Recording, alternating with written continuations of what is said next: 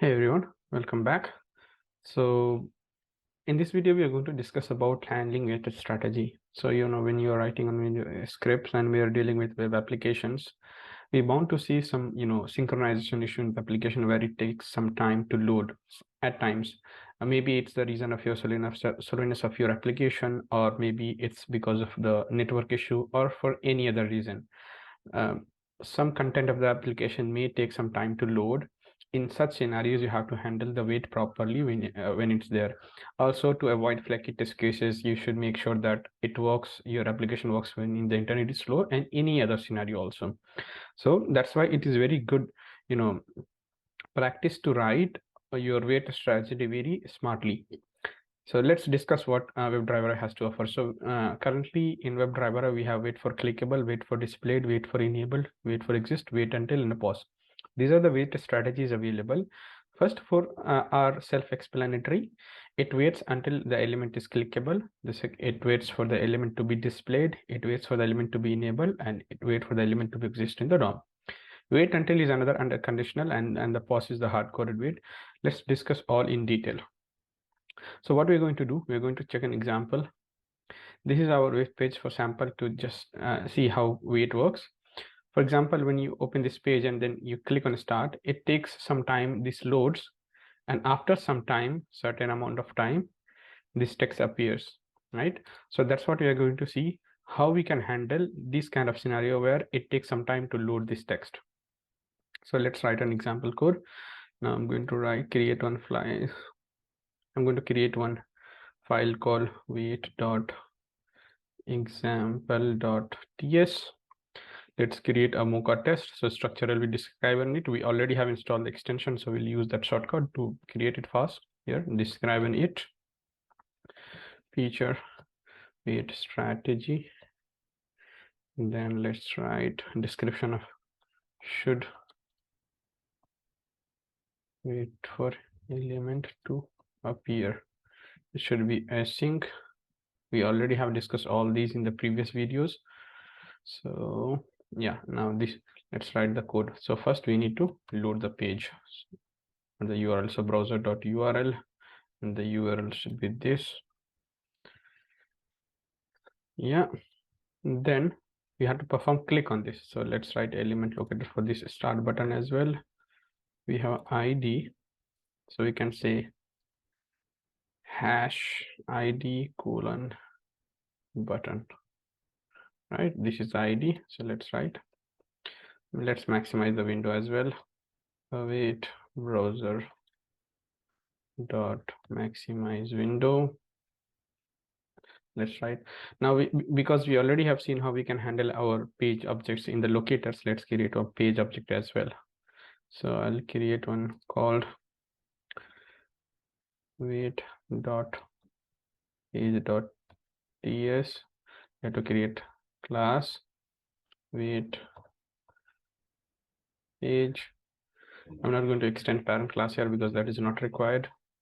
Get okay, start button, return dollar, and this is the locator, right? We need to export this class, so you have to say export default new and same name as a class name. And yeah, this is our page. Let's call that function. So you need to import that. So how we can import? Let me type this wait page. As soon as you type, automatically it will auto suggest you. So click on it. Dot start button, it is visible. Now here, because we know there is an issue currently, the time of recording this video, there's an issue to import. Once that is fixed, you might not have to do this, but for timing you have to add .js, right? So this is the because this is an element, this is a getter, we don't have to write this bracket because this is a getter, which I already again have explained in the page object model video. So we have to perform click on this. So we'll say click. We have got multiple element, and it's always a good practice to write your locator and create action method in the page class itself. So you can say click start button. It should be asynchronous. and then you have to say await this dot start button dot click, remove multiple awaits. We are removing this multiple await. Now because we are creating a calling function public or default, let's create this a private and call this function instead. So we can directly now say start button, and it's a function, so you have to give bracket as well, right? Because this is not a getter, this is a normal method, so we have to give bracket as well while calling this function, right? So once you click, it takes some time to load this element. Now currently when we are handling this, right, your test will work. Reason because, so let's, what we have to write a locator for, not for this, but for this one. So id finish h4, this is the locator hash h4, this is the locator for the text, so let's say the text. Okay, let's write this locator in the page class. Get, it's a header, return, I'm going to write in the same line rather than writing in the new line, right? We can do this also in the same line, so it will have good spaces. Now I'm not going to make this private because I'm going to use this in our assertion. So we have handled the wait. Now what we have to say, we have to make sure that this text appear. So we have to say await wait page dot hello world text. We have to write assertion, so we have to say await expect, and then this particular element, delete this, and then you have to say to have text. What text we are expecting? This particular text we are expecting. So this is our assertion. I'll cover in later video how to write, proper assertion, but just to understand, we are loading the URL, maximizing the window, clicking on start button, and then just trying to wait for this element to appear, and validating whether text is appearing or not. Now when I run this first, let's try to run this test. So I'll say wait dot example dot ts. We are going to run only this one. Let's run this.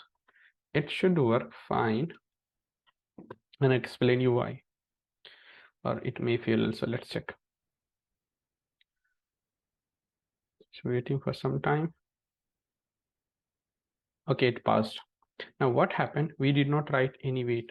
It was loading the element and it waited. Now how it happened without performing any wait? Though the element was loading, it handled the wait automatically. Reason because if you go to wdio conf.ts file, there's a section where we have something called wait for timeout. Now what happens? This timeout, if you read here, default timeout for all wait for related commands. This is not just for all wait for related commands, but automatically it handles the wait internally before waiting, giving you the failure for any action, right? So what happens? It waited for the 10-second by default, and then it performed the action. So within that 10-second, the element appeared and it passed. So then in that case, you don't have to write any any wait strategies. But you don't want to wait for all the elements. Suppose your application is fast, so this is applicable for all the elements. Now you don't want to allow or define 10 seconds for all the elements to wait. So suppose you give it only 5 seconds, right? Because almost all of your applications or the elements are appearing within 5 seconds. Only few are appearing after 5 seconds. So only for few, you don't want to increase your execution time or wait strategy, so you decrease the 5 seconds. Now let's try to run this and what happens.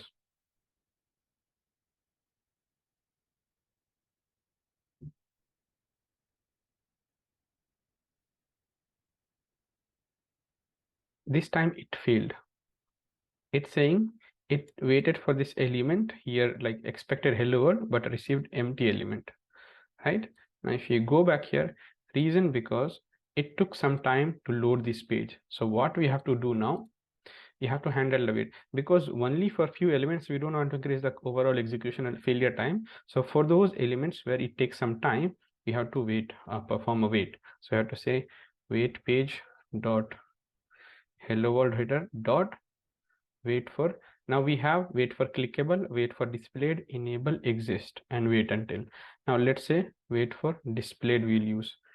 Remove this multiple await, it is auto added. And now if you don't define any time, it will by default, because we have mentioned here 5 seconds, it will wait for 5 seconds. But for this particular element, it is taking some more time, right? So you can define the time here. You can override the defined time, whatever you have, you can override it here. So in the wait for display, you have to say curly bracket and then timeout. Now benefit of TypeScript is you get auto suggestions. Even in JavaScript, you get when you add JS config, but yeah, you get auto suggestion. So we have two variables or two parameters which this wait for displayed accept in the curly bracket, and that is timeout and time message. So timeout you can increase. So overall execution here it's a 5 second, but this element takes around more than 8 seconds. So I'll define 10 second. And in case of failure, if you want to display any message, you can say that also. So you can say failed for header to appear. Now this timeout message will come when the element fails to, it waits for 10 seconds and still element will not appear, then it will throw you this error. Now once this defined, let's try to run and see what happens.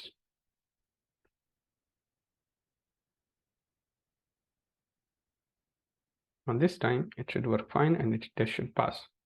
Because see, test has passed because we have defined 10 seconds. Now just to make sure this is working fine or not, instead of 10 seconds, I'm saying wait for only 1 second and see what happens. Because this element is taking more than 8 seconds, it should fail now and we should see this error. So let's try to run this.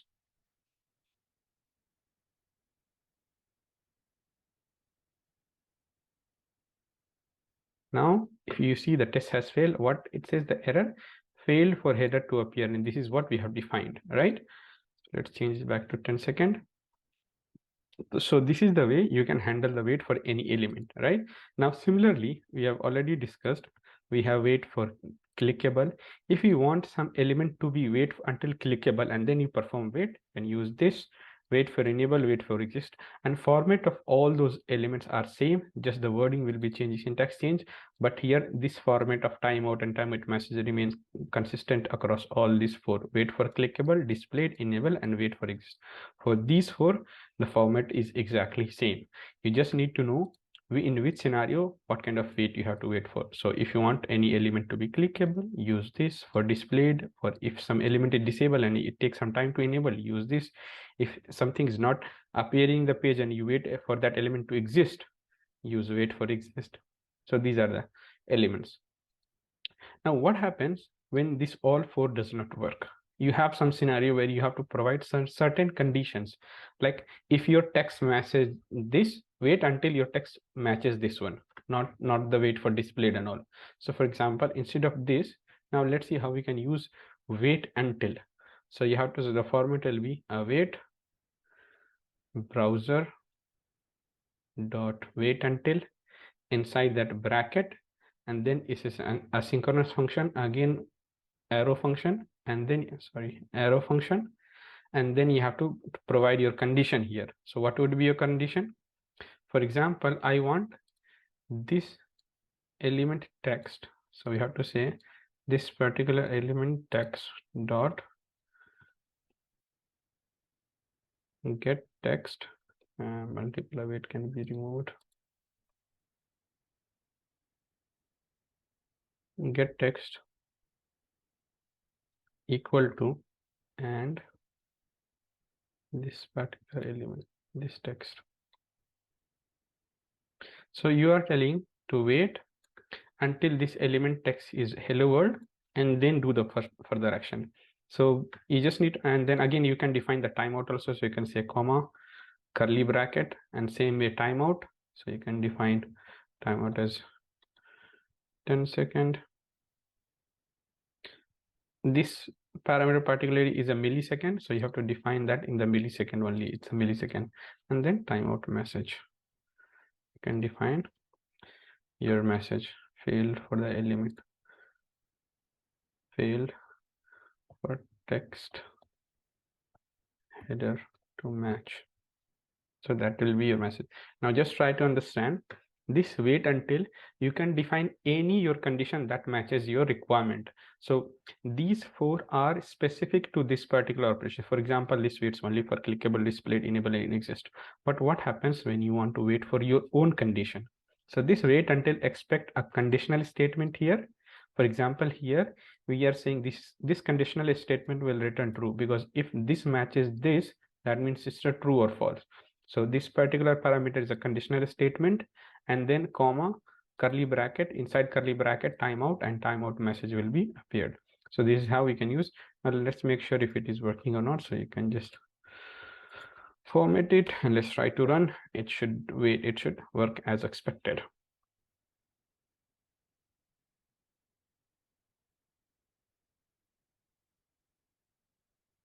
Yeah, it did wait. Fine. So this is working fine.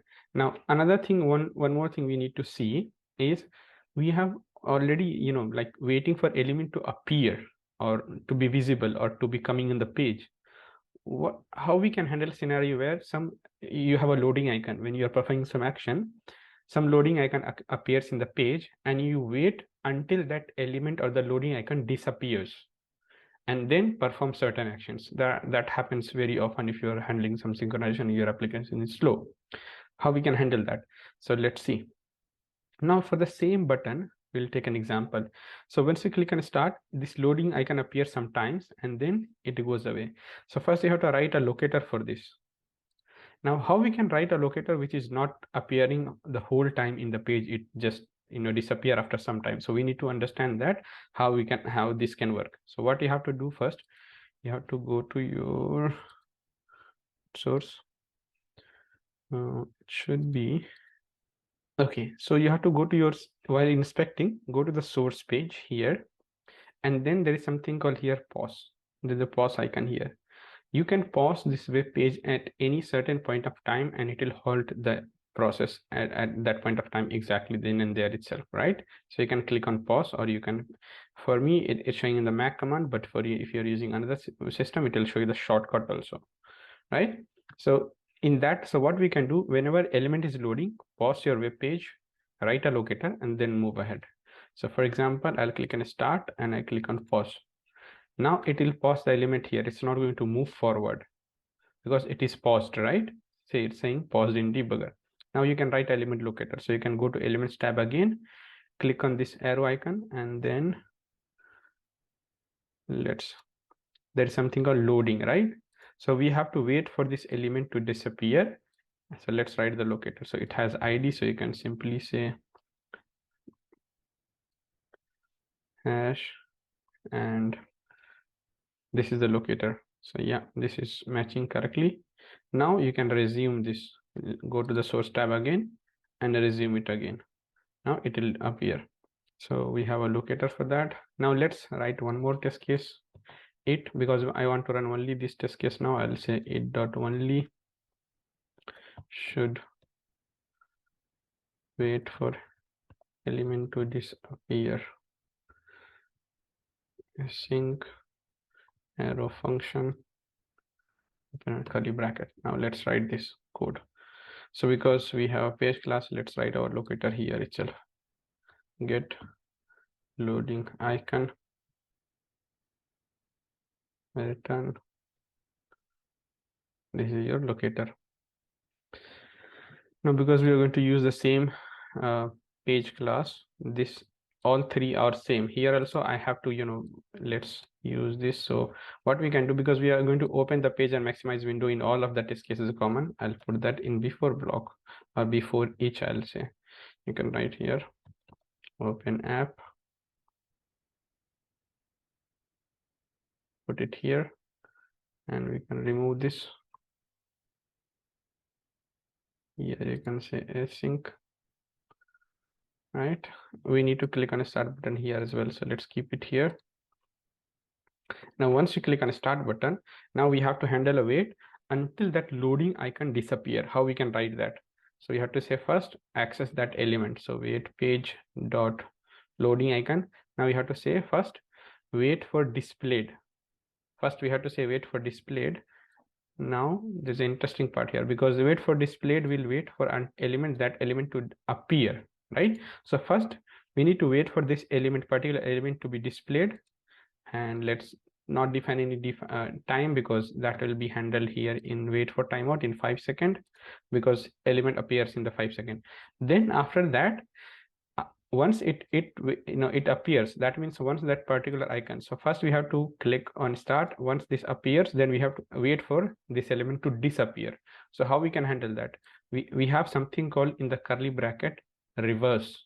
It's an optional parameter. When you see question mark in the TypeScript, right, any parameter, that is optional.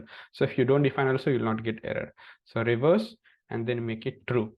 Now what it will do, basically it will make this action as reverse of actually what it's supposed to do. So originally it will wait for the element to appear, but when we say reverse true, then it will wait for element to disappear. Now you can define again, as usual, you can define timeout, how long you want to wait, 10 seconds. Then you can define timeout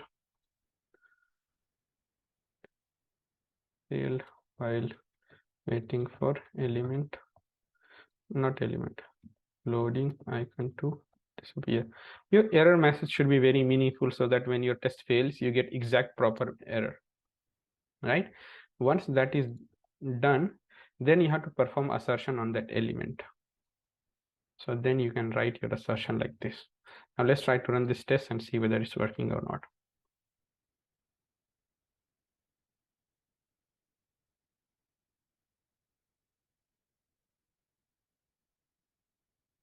So it's wait for the element to appear first, then disappear, and then it tests as fast. So what it did, it waited for the element loading icon to appear, then it waits for element to disappear within 10 seconds, and then it performed the assertion and the test has been passed. So yeah, that's how you can use this wait. So you've seen how we can use wait for displayed, and other waits like wait for enable, wait for displayed, wait for exist. These all are very same, just the scenario is different. But then we have seen how we can use wait until, and how we can reverse the wait for conditions again we can use in a reverse way. So you just have to say reverse :true, and then it will work in the opposite way that it's supposed to, right? And the one last one is left, that is pause. It's a hard-coded wait. If nothing works, it's not suggested to use this, only for your debugging, or sometimes when you want to see what exactly is happening, you can use. But other than that, I'll suggest not to use. But it is something called browser.pause. You can define 10 seconds. Now the difference between these, what happens here, if you define timeout 10 seconds, this particular condition, if it matches within a 5 second, in 5 seconds it will go to the next. Similarly, if you wait for displayed, if you define 10 seconds to wait, and if element satisfies that condition within 2 seconds, after 2 seconds it goes to the next line. But the problem with browser.pause, if you say 10 seconds, it waits for the 10 seconds and then only it goes to the next line. It does not wait for any condition to satisfy here, whereas for other wait, it waits for certain conditions. So yeah, this is not suggestible to use, but yeah, this is also existing, so just wanted to let you know. So yeah, these are the waits that we have, I think. And WebDriver is self-sufficient to handle this usually wait. You just have to be very strategic when you are writing this wait. What kind of, you have to see overall your application execution time and how elements are behaving on responding, how much time, define that. And anywhere, if apart from that, if it takes some more time, then you handle the wait in this way in your test class. Other than that, you need not to have to write any wait strategies here, right? So yeah, that's all it is. Now one thing, instead of writing these two here, you can just create your page class, and then you can handle, for example, you can, in the page class, you can create one method called async